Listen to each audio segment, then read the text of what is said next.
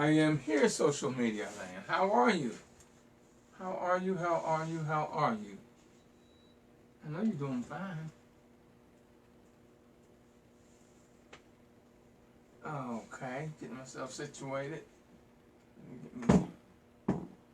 Now we're going to have a very interesting show this evening. You want to call people and tell them to tune in to the show this evening. I'm going to give some education this evening that some of you may like and some of you may not, but I think most of you will.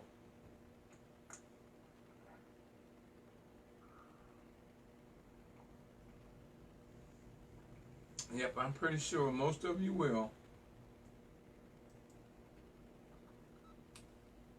And I really, I'm going to need your education out there to us.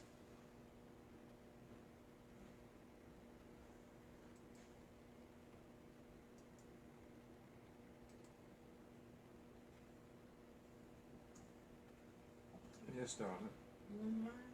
Uh-huh. Well, I'm down in yet. Oh. I was saying, I'm getting music. Oh, okay. That's cause you know why? Because I'm the first one on the line. I know. That's how it is when I do the prayer line on Wednesday morning. Okay. That's why I came down to see what was going on. I heard you talking. Social media. Talking to my peeps out there. I'm glad you came down and really forgot to call in. I see. That's why I try to call in before 9 so that we can. Yeah. Well, I'm getting everything going right now. Hello, and welcome to William Murray's series, The Road to Success. It is the thought and action process to success. Welcome to the conference call. This service is provided by...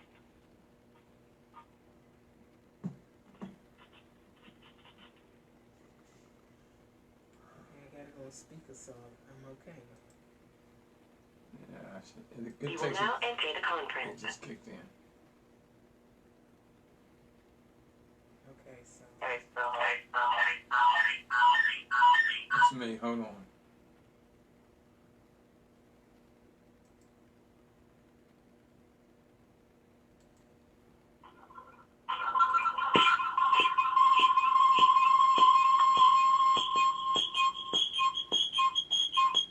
Why is that? Muted. Unmuted. Okay, there it is. Yeah, yours is on speaker. That's why I was doing that. Well, I don't know what, but it's good now. I'm talking to my assistant. Baby, you're too close. Oh, okay. You was on speaker? Yeah. Okay. All right, baby. So if I go upstairs and put it on speaker, I should be okay. Yeah, because if you do it on the regular, yeah. Okay. If not, I'll let you know. But I can mute you out down here, too. I put it on mute. Okay. It's on mute, but I was gonna put the speaker on too. Okay, that's fine, because you're in a different part of the office, so. All right, baby. That's my better half I'm talking to y'all. 28 years she has put up with me. For 28 years. I see my girl is on already. Hello, Maggie.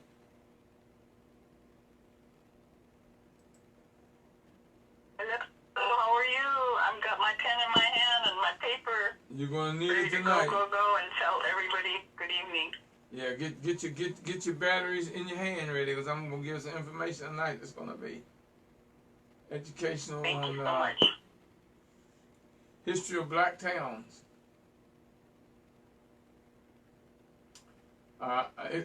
It's so much information that I really had to cut it real short, because there's so much that I could give out, but I don't have time.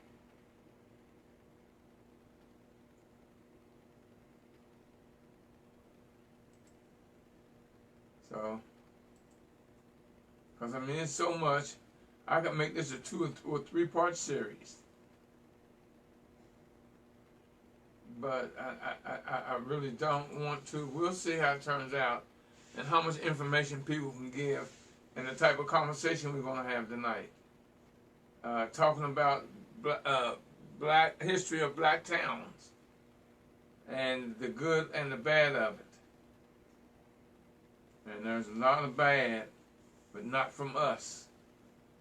It's just, from jealousy, racism, and this and that.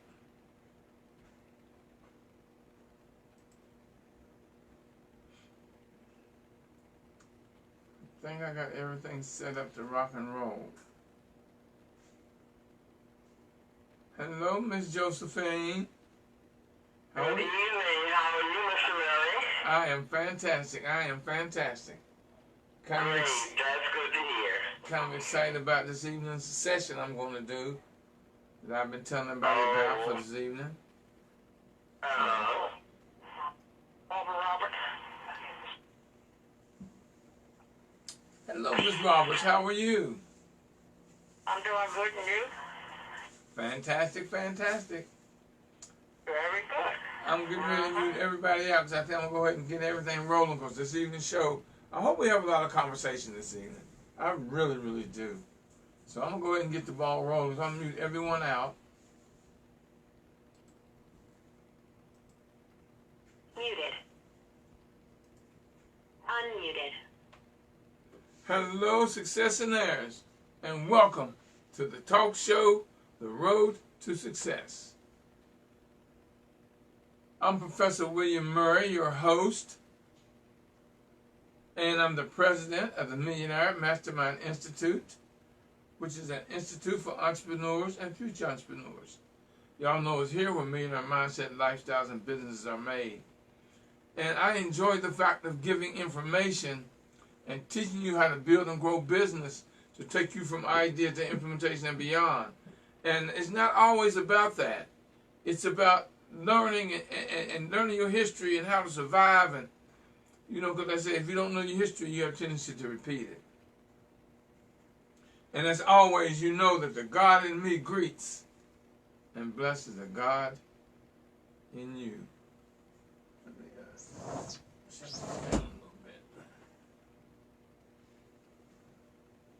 I've done a lot of research on the last couple of weeks because I really wanted to do this, and it seemed like the more and the more and the more and the more I researched, the deeper and deeper it got.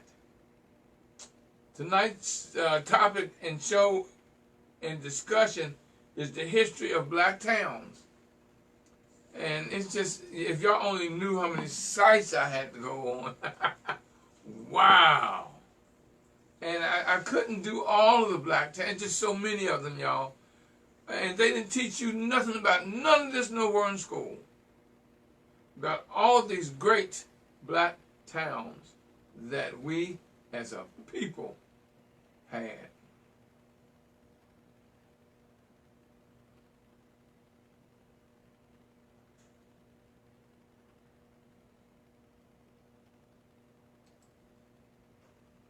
Now, I'm going to do it like this. I'm going to open up the lines, but I'm going to go ahead and do this little session real quick. And that shouldn't take no more than about 15, maybe 20 minutes of that. And then we're going to talk, y'all, because I know a lot of y'all know history and stuff that I don't know. But let me give you this that I did manage to put together well, I ain't saying no real quick. This is nowhere near real quick, but I really had to work the last 2 days to break it down and pick out and just put something here, put something there, put something here, put something there, to give you this knowledge, this education about the history of black towns. And I learned something. I had no idea that Oklahoma and Kansas was really the hub of where black slaves went. I didn't know that. Black towns in Kansas and Oklahoma, these blacks knew that whites would not allow them freedom in the North. So they set out to be independent of whites after slavery. By 1900, African Americans outnumbered the Native American population in areas that had been set aside as Indian Territory by the federal government. One Native American newspaper commented on the irony of whites stealing land from the Indians, only that Negroes take it back. African Americans and American Indians often intermarried and formed a mixed population. I am proof of that. My grandmother, my great-grandmother, my great-grandfather, my great-great-grandmother, and my great-great-grandfather were Cherokee of a dark hue. I am only the second generation removed from being full-blood Cherokee. My grandmother married my grandfather. My grandmother was Cherokee. My grandfather was African American. So my mother was the first generation of mixed African Americans and Cherokee Indian in our family. So that means I'm the second generation. I would love to be able to find out more about my heritage, but because my grandmother was adopted and they didn't keep records back then, I have no way of going back to a certain lineage, but so far my lineage.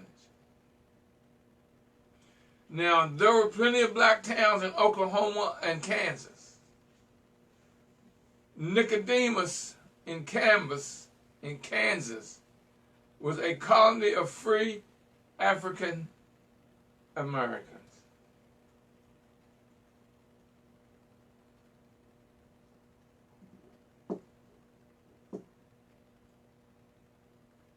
The first 30 settlers arrived in Nicodemus in July of 1877.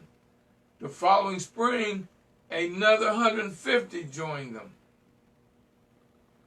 The first Baptist church erected in 1879 under the auspices of Reverend Daniel Hickman, who was a sod and dugout structure, which was a sod and dugout structure.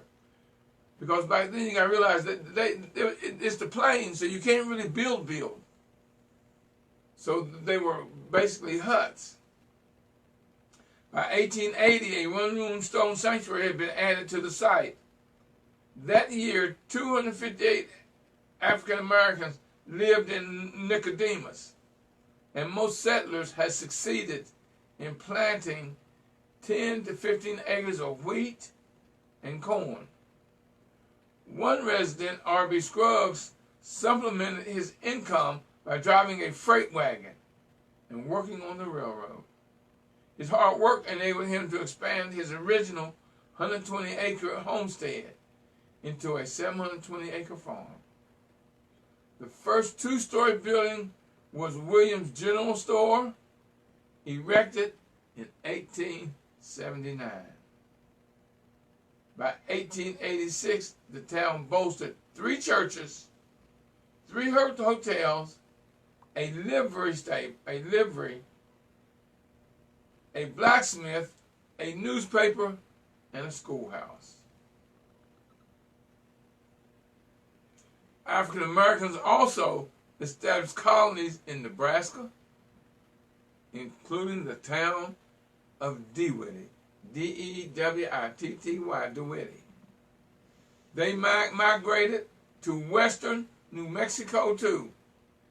Wow, I didn't know that. They migrated to western New Mexico to creating settlements such as Blackton and Dora. Well, you know why they call it Blackton, because there's a black township. Oliver Toussaint Jackson established a settlement of Deerfield, Colorado in 1910, one of the last African American plains agricultural community. Many African Americans dispersed elsewhere throughout the plains. Most worked the land like their white counterparts. During a 55-year period following the end of Civil War, African Americans built more than 50 identifiable communities in Oklahoma. In Oklahoma alone, they built 50 townships, more than 50. Immediately after statehood in 1907, the Oklahoma legislature passed Jim Crow laws, and many Americans became disenchanted with the new state because they were blocking black people from doing anything. They weren't allowed certain places, they weren't getting money for their goods, and racism was starting to take off.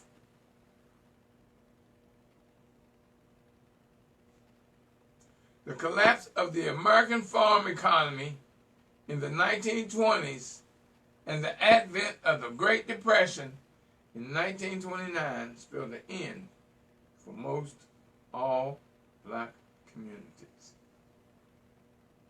All black towns across America, life was hard, but it too was full of promise. A few years after the Civil War ended, promoters determined to establish an all-black town on the Kansas frontier, took out an ad in Kentucky Bulletin promising membership in the largest colored colony in America. That's in Kansas. For a small down payment, all colored people that want to go to Kansas on or before September 5th, 1977 can do so for $5. So they charge you money to come into the state.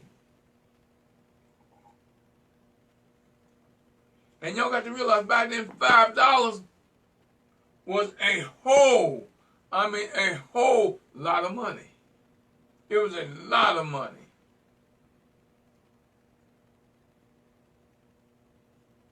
The bulletin explained those who wanted to join the new colony, which would be called Nicodemus, can do so by paying the sum of $1, and this money to be paid by the 1st of September 1987 in installments of 25 cents at a time, or otherwise as may be desired. Hundreds of black people from Kentucky took up the call and set off for the new colony in Kansas. Traveling with the promise of a new and better life, one of the settlers, Willana Hickman, joined 300 people leaving Kentucky for Nicodemus in 1878. She and her family traveled 2 days on a train before reaching Ellis, Kansas. It was a difficult and treacherous journey. Along the way, Hickman told the Topeka Capital newspaper in 1937 that a measles epidemic had spread, killing several children. They traveled by wagon over what seemed like a barren and treeless landscape. Because y'all got to realize Kansas is flat land. As they get close to what was Nicodemus, someone began shouting. When she looked, the settlement did not look like a town at all. Flatlands, y'all. They couldn't even build houses because of the plains and the breezes and the storms that would come up. Life for black settlers hard in Nicodemus, which according to the Nicodemus National Historic Site is one of the oldest black settlements west of the Mississippi River. Hill, who was the only white member, was a land speculator who had traveled to the South to promote Nicodemus and recruit black people for the new colony. What he was really doing was getting people out of the South, trying to get them to go to the Midwest, to build up the Midwest, to give land to where no one else really wanted. But being freed slaves, we didn't know territory. We didn't know what to expect. We could only go by the stories given to us. His audience was soon captivated by stories of a Western paradise, filled with abundant game, wild horse, and soil so fertile that a minimum of labor yielded bountiful harvest, which was not true. Although life was hard on the Kansas plain, they fought hunger, snakes, and prairie fires. The population of Nicodemus reached as many as 700 people by 1880. The dearth of extant records prohibit an exact enumeration of them, but at least 60 black communities were settled between 1865 and 1915. Now that's 50 years. With more than 20, Oklahoma led all other states. Unfortunately, little is known about many of the black towns. Oklahoma's all-black towns included Clearview, Boley, B-O-L-E-Y, and Langston, which was founded around 1890 according to the Black Towns Project. Now, there was also places in Mississippi. Mound Bayou, Miss, was founded in 1887 by freedmen led by Isaiah Montgomery. The town, according to Black Post, was designed for the residents to have very little contact with whites, had a post office, churches, banks, schools, and stores, and was often cited by Booker T. Washington as a model of self-sufficiency. So otherwise saying they take care of themselves. Money stayed in the town. They were self-sufficient. Eatonville, Florida, where Zora Neale Hurston grew up, was incorporated in 1887. That's where she went to collect black folklore. Hurston wrote in Of Mules and Men that she could think of no better place to do so. So Hurston wrote, she sped down the straight streets into Eatonville, the city of 5 lakes, 3 croquet courts, 300 brown skins, 300 good swimmers, plenty of golfers, 2 schools, and no jailhouse. Now I'm going to get into towns that y'all probably heard of and know a history of. Greenwood, a division near North Tulsa, was founded in 1906.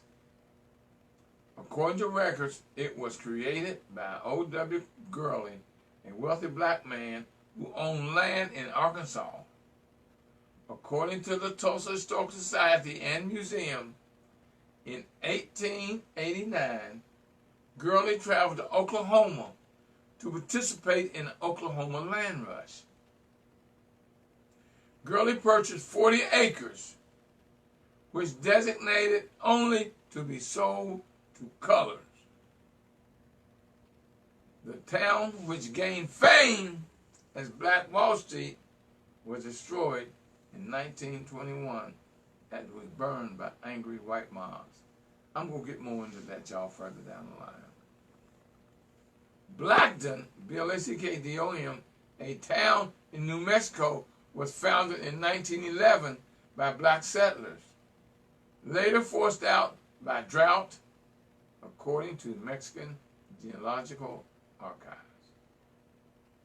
Boley, B-O-L-E-Y, Creek Nation Indian Territory, was incorporated in 1905, becoming one of the wealthiest black towns in the country. Now I'm getting ready to lay something on y'all. Because I live in Maryland, right outside of Washington, D.C. In Washington, D.C. area, several communities still exist. Their populations have declined, but many descendants still live there.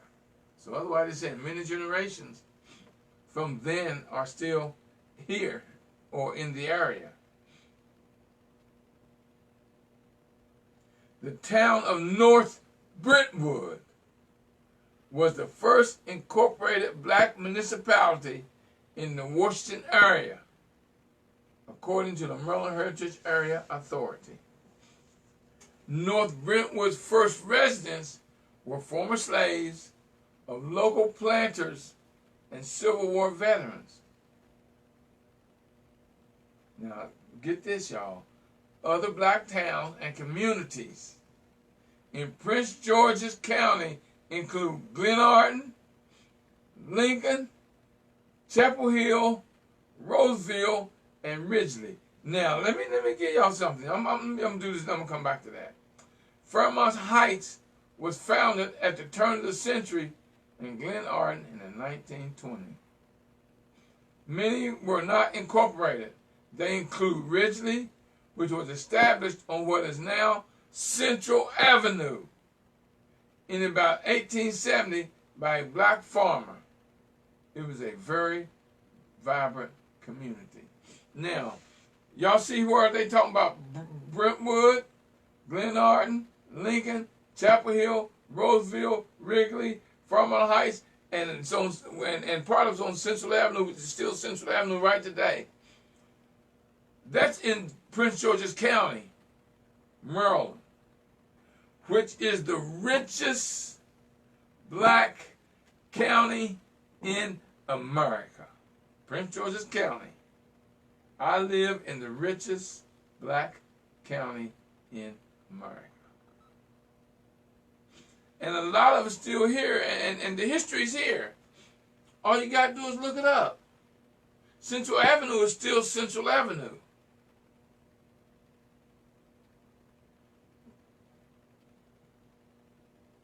And Brentwood is still in Washington, D.C., although it's starting to be taken over because of gentrification.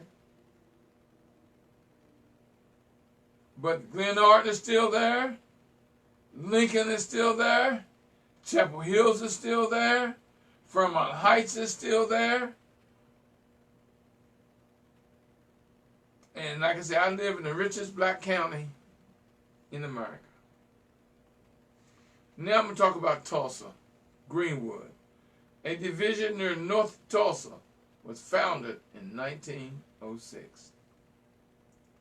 The town, which gained fame as Black Wall Street, was destroyed in 1921 after it was burned by angry white mobs. And it was falsely burned because it was burned behind a lie. But how many times white people lied on us?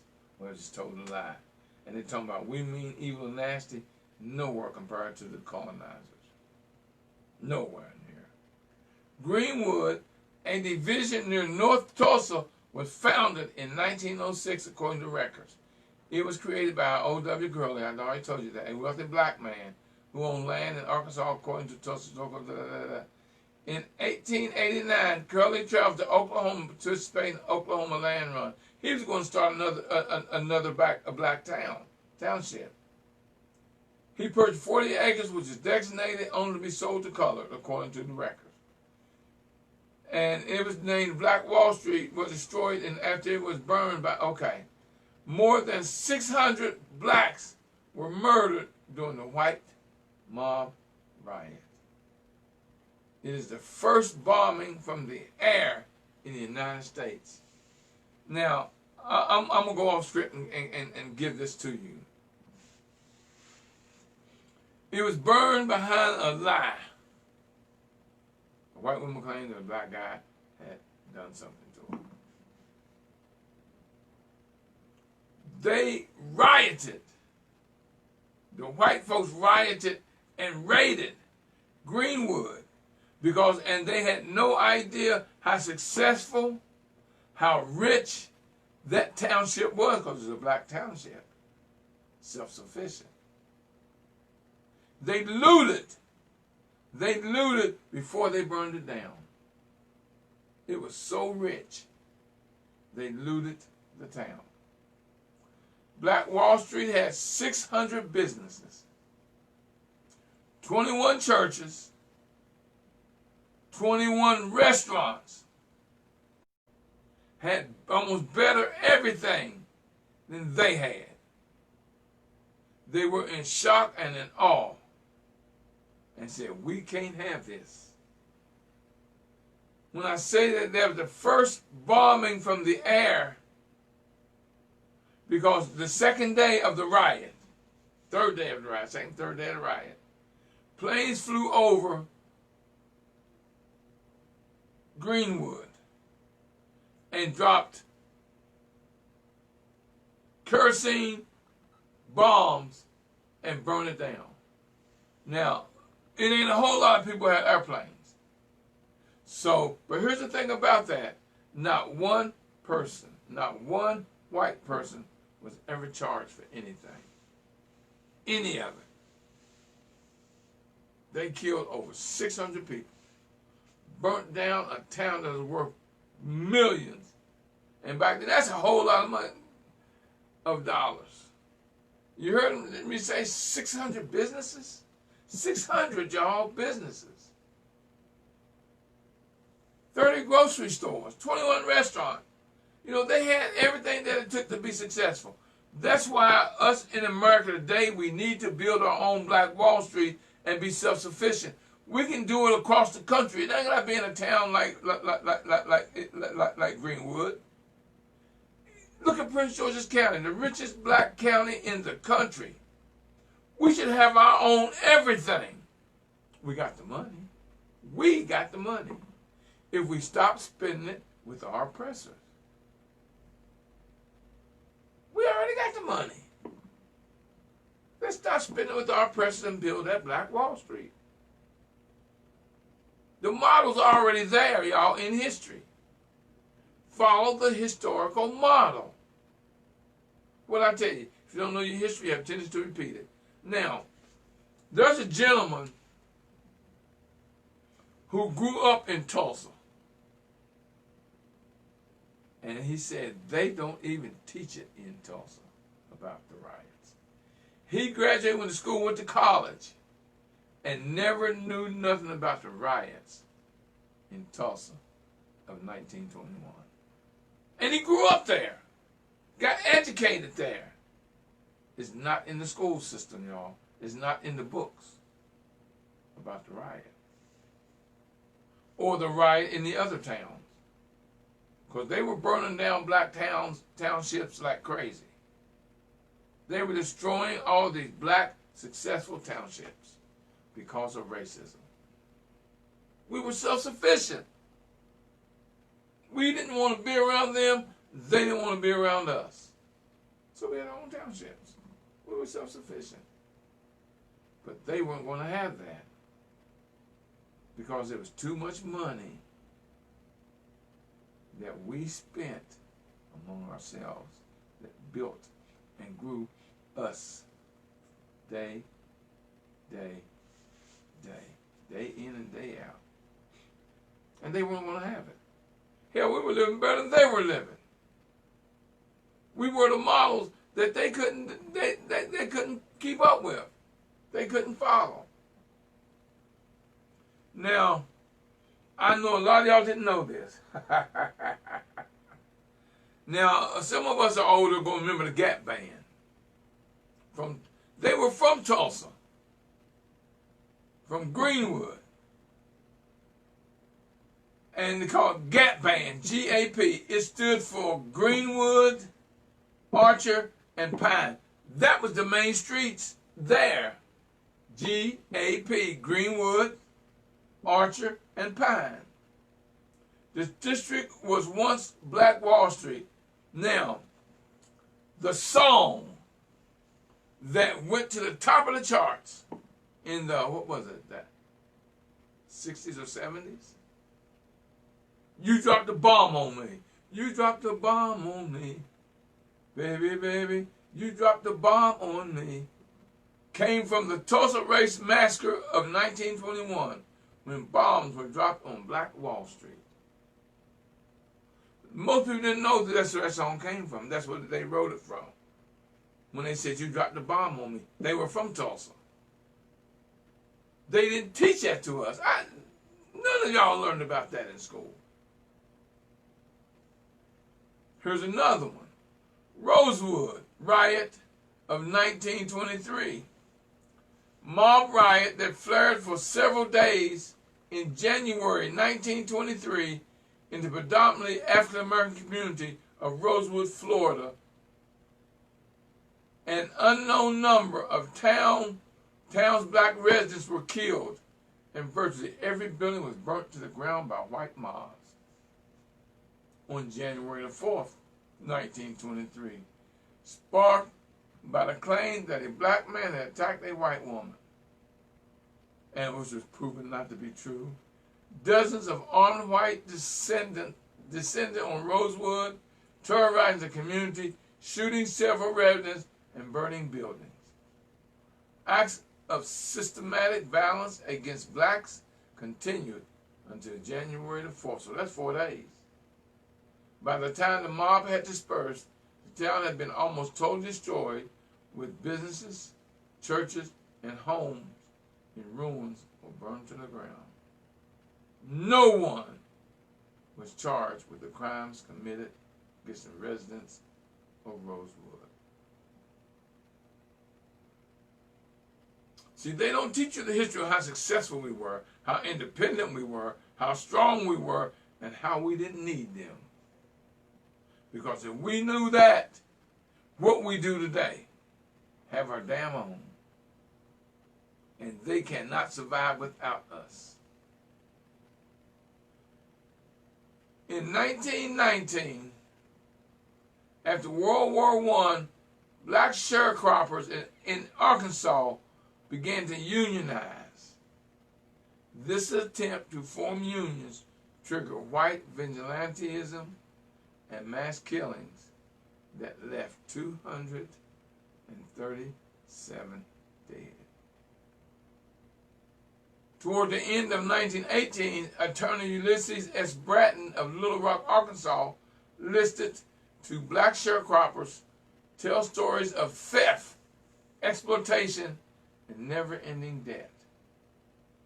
One man by the name of Carter explained how he cultivated 90 acres of cotton, 90 acres, and then had his landlord confiscate the crop and all of his possessions. So that's why he took all of the wealth, all the money. Another black farmer from Ratio, Arkansas, said a plantation manager would not give sharecroppers an itemized record of their crop. No one realized that within a year of meeting with Mr. Bratton, one of the worst incidents of racial violence in the U.S. would take place. The white elites of the region understood that, now get this, now listen to this. The white elites of the region understood that the only way they could maintain their economic prosperity was to exploit black sharecroppers and laborers. In the end, 237 black people were killed because they wanted fair compensation for the crops they harvested. No one was ever charged or any trials held for anyone that took part in mass lynchings. The basis for these heinous crimes was the reassertion of white supremacy after veterans returned home from World War I. Now, y'all, I've got a lot more here, but I'm not going to go into this. I'm going to open the lines, y'all. I'm going to open the lines. The lines are open, y'all. Star 6. Star 6. Somebody give me a mic check on star 6. Star 6. Somebody give me a mic check. Mr. Mary? Yes. I'm afraid you gave an account of everything that I have researched. I thought I would get a chance to say a lot of what you've already said, but there's one thing you asked us a question where you told us there were other massacres, Yes. and you asked if anyone knew any of them. So since you didn't mention all of them, you did mention one, Rosewood. I'm going to give you the other four that I have. Okay. The first one is Colfax, Louisiana, Who is it? 1873. Wait a minute. Colfax? CLFAX.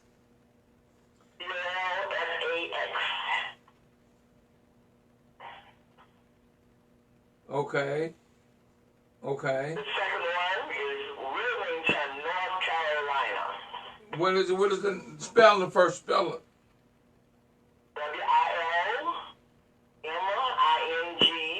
WILMINGTON, Wilmington, North Carolina, Okay. 1898. The Okay. third one is Atlanta, Georgia, 1906. Now I didn't The know fourth about one I that. have is Elaine, ELAINE, Arkansas, 1919. Okay. And then, of course, the last one I had, the one that you mentioned, is Rosewood, Florida. Yeah, because you know they did a movie on that. Beg your pardon? They did a movie on Rosewood. Yes, I didn't see it, but I know they had done the movie, and that was 1923, January 1st, Right. 9th. 1923. Yeah. Yeah. Yeah. I'm glad you left me that much. Well, you know, I didn't know, you know, and I'm always trying to give education to my people, to my listeners, letting them know of our capabilities. See, we've been taught that we can't do nothing without them. But the truth be told, they can't do a damn thing without us. We were more successful at township than they were. They always found a way to hold us back because they were crooked. The colonizers can't do what we can do. They aren't willing to work like we work. They want to use slave labor.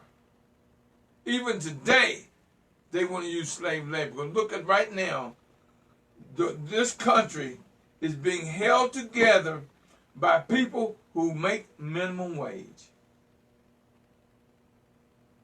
Right now, right today, this country is surviving because of those who make minimum wage.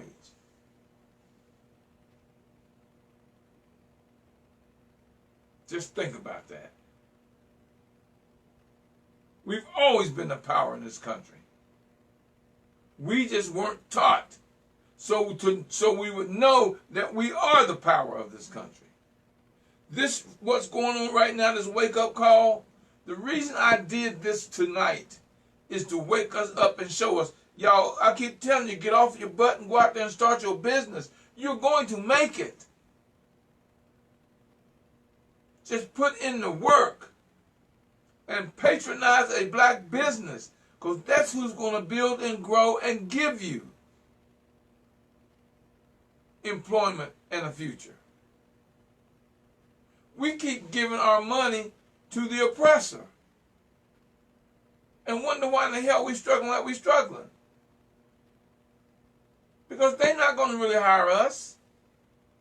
This new normal, y'all, is going to, look how many people they're estimating.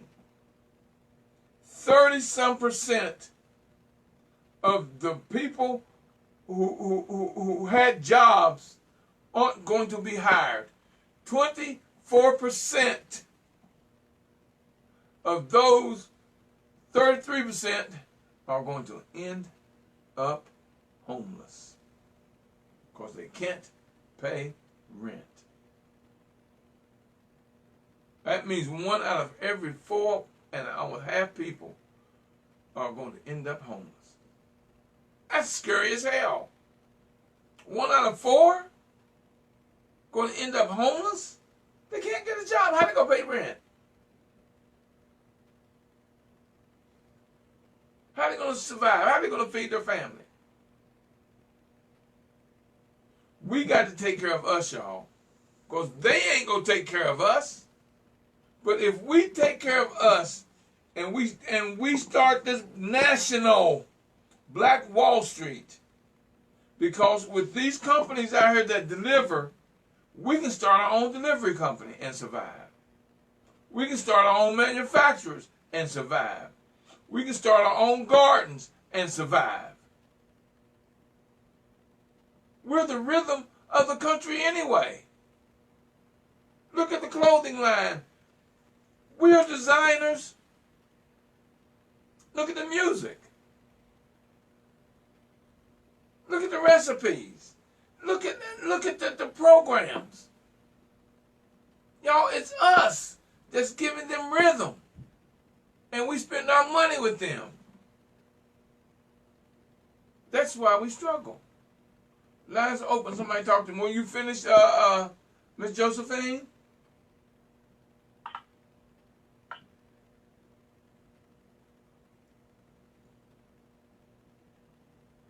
Lines are open, y'all. Somebody talk to me. Well, let me do this too. I got y'all. I got to tell y'all about my sponsors. Who is Ride and Shine Mobile Car Wash? Now you see how a business you can start cleaning cars, and here's the thing about Rise and Shine. If you're in South Carolina, in the Myrtle Beach area, Ride and Shine Mobile Car Wash, they're a car wash company that comes to you. They come to you.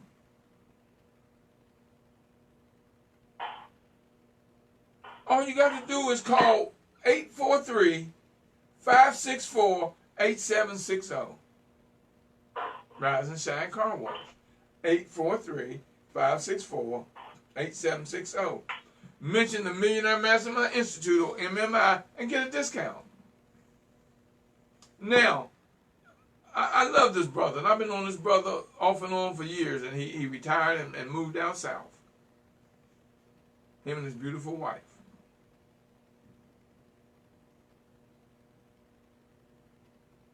You can do that in any city, any location, anywhere in America. Because we like to have that gangster lean. And that means our car got to be clean. This brother is telling you if you're in Carolina, North Carolina, South Carolina, in the Myrtle Beach area, and that's a large area, that's a lot of tourists. If you're in that area, give the brother a call. 843-564-8760. Myrtle Beach is where everyone's going to the beaches now. Myrtle. Or you can email him at Rise and Shine Mobile Car Wash. Ride and Shine Mobile Car Wash at gmail.com. He's showing you. He's a model to survive in this new normal. Maybe you have to drive to the car wash now. No, he's going to come to you to make your car clean. So you can have that gangster lean, baby. But here's an example of our capabilities if we just give service to the population. I took my car again yesterday to the gentleman that set up down here on Sylvia Road in Marble Pike and told him to clean my car. It's worth the $20 to me to just have him wipe it down and vacuum it out a little. But I spent more yesterday because I got him to put a little wax on it to treat my tires and all of that. I didn't have time to do it, nor do I have the energy. So I paid them to do it. My car right now is standing out there shining like new money because of the job they did. And I gave them a tip. I gave each one of the guys a $5 tip. 3 of them. I paid them what they charged me, plus gave them an extra $5 a piece. Because they did a fantastic job. That's what Mr. Nance does at Ride and Shine Mobile Car Wash.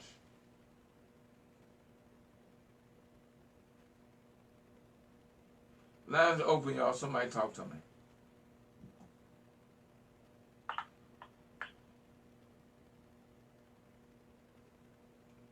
Lines are open. Mr. Mary? Yes. There was one thing that I didn't hear you mention, and that was the actual cause of the riot. In my reading, I read that around Memorial Day, a young black boy, about 19 years old, had entered an elevator, Yes. and that the young elevator operator, who was white, accused him of assault. That was in Rosewood. And then, of course, he was arrested, and when the word got around, then, of course, you can go on, the riot and stuff started with a lot of the things that you said. Yes. Yes.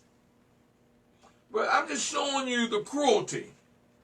The cruelty that these colonizers, the Caucasian people, have put on us over the history, and you don't hear about it. Why are they going to tell you that they ain't no damn good and how crooked they are? How envious, how jealous they are of you. They can't tell you that. You go back, I tell you what you do. Go on Google and Google black townships. And learn for yourself and teach your children. Anytime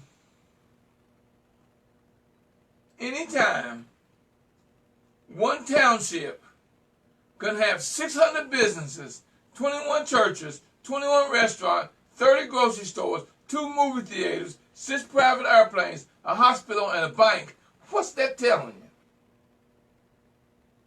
And its own school system. It's self-sufficient. Why they didn't teach you that in school? Why they didn't teach you about Rosewood? Why they didn't teach you about Blackton? Why they didn't teach you about Eatonville? Why they didn't teach you about Mountain Bayou?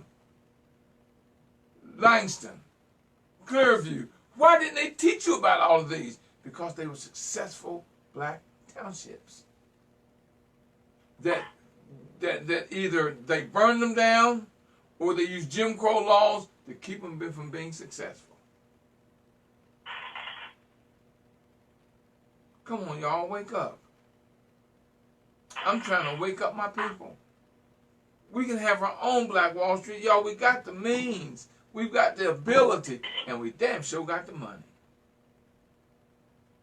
If we would stop spending our money with our oppressors, you would see one hell of a change. Because one thing I always ask you, and I can vouch for this, I've been in business 44 years. I often ask you, how many of your clients, your customers, don't look like you? You can probably, maybe, if, like me, mine ain't even a handful in 44 years.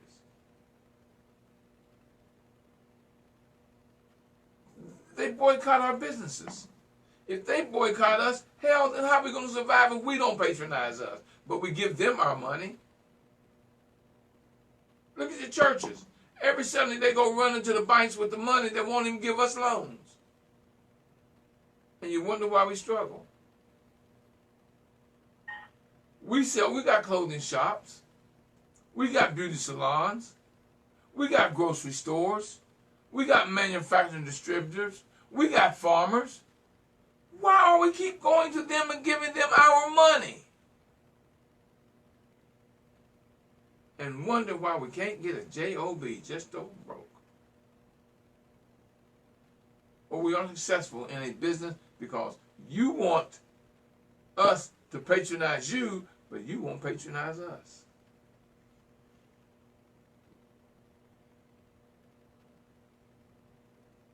I tell you what, I told you I went and got my car washed, right? Do you know I can go get my car done cheaper at a drive-through car wash? But why would I do that? I just fed a business, and I just fed 3 individual people who cleaned my car. Because I patronized a black business. I paid a little bit more, but look what I did. I know I helped 4 families. I helped the business owner and his 3 employees. You think I don't feel good about that? Line's open, y'all. Somebody talk to me. We got 3 minutes. We got 3 minutes.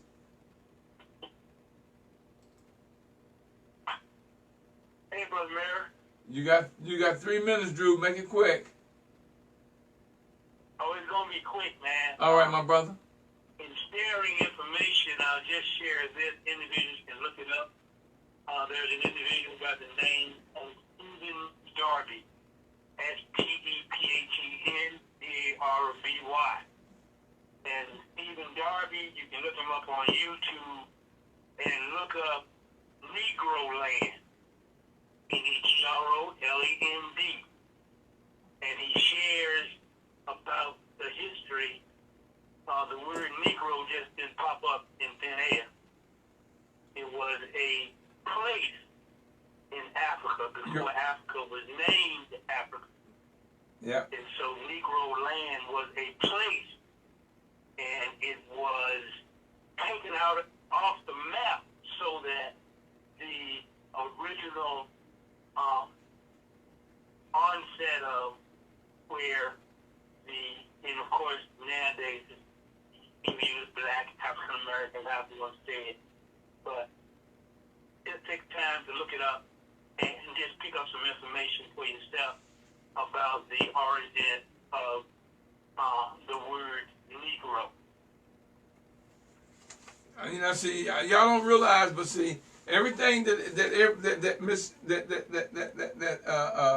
Miss Josephine gave me, I'm gonna look it up, and everything that you gave me, I'm gonna look it up, cause I gotta know. I can't teach you if I don't know.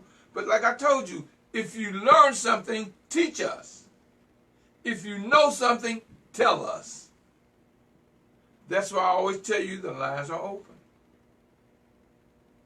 I don't know everything. Yes, I know a lot, but I damn sure don't know everything. And only a fool think they know everything. So my brother, I appreciate. I'm gonna look that up, Brother Drew. Stephen Darby, Negro Land. And see, y'all, we giving y'all stuff. Miss Josephine gave you towns to look up to find out about your history. I told you about my ancestors, my grandfather, my grandmother, my great-grandmother, and my father, and my great-great-grandmother and grandfather, who were Cherokee. They were of dark hue. You heard me tell you in the thing that Indians and the blacks married. That's how the Indians got a dark hue. Look at me. If you looked at me, you would think I was just plain old colored.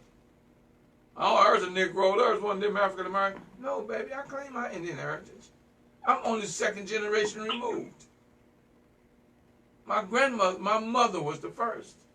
Because my grandfather, which is her father, married a Cherokee Indian.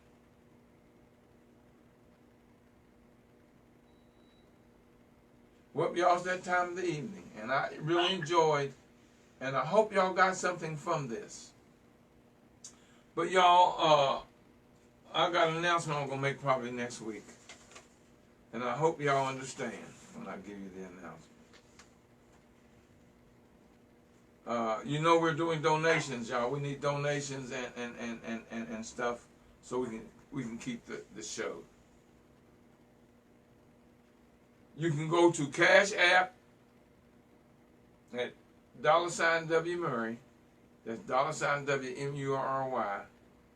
You can go to PayPal.me /MM Institute. PayPal.me/MM Institute.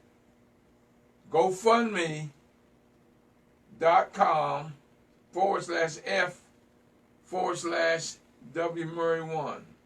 That's GoFundMe.com/F/W Murray1. Or you want to put it on your credit card, call the Institute at 240-619-2019.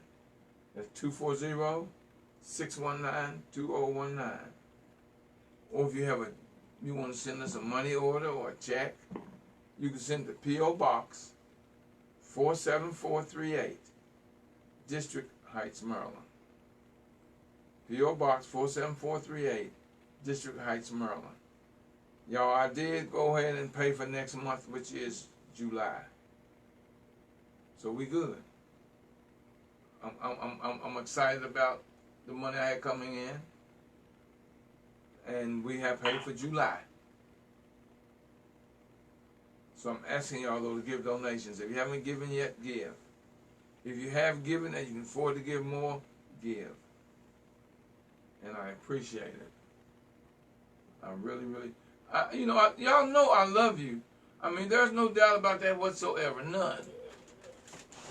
I know y'all don't doubt that.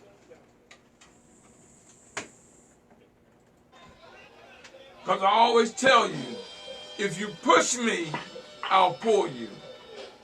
If you pull me, I'll push you. Y'all, it don't matter if I'm pushing or pulling. We'll get there together. Why are we going to get there together? Because I just proved to you that we're a winner. And never let anybody say that you can't make it. Don't let your feeble mind get in your way. You know I love you. And ain't nothing you can do about it. So until next time, y'all, I'm telling you, God bless. Please donate to the show, The Road to Success. Until next time, y'all, God bless. And keep working on your road to success. Until next time, God bless.